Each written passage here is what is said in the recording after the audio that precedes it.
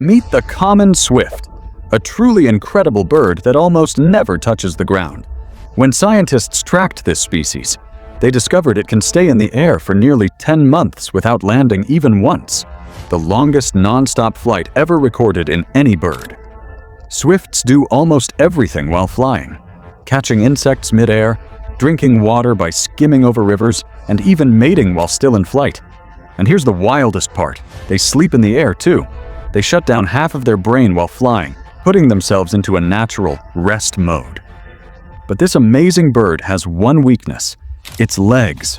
Their feet are so weak that if a swift ever lands on the ground, it may never be able to take off again.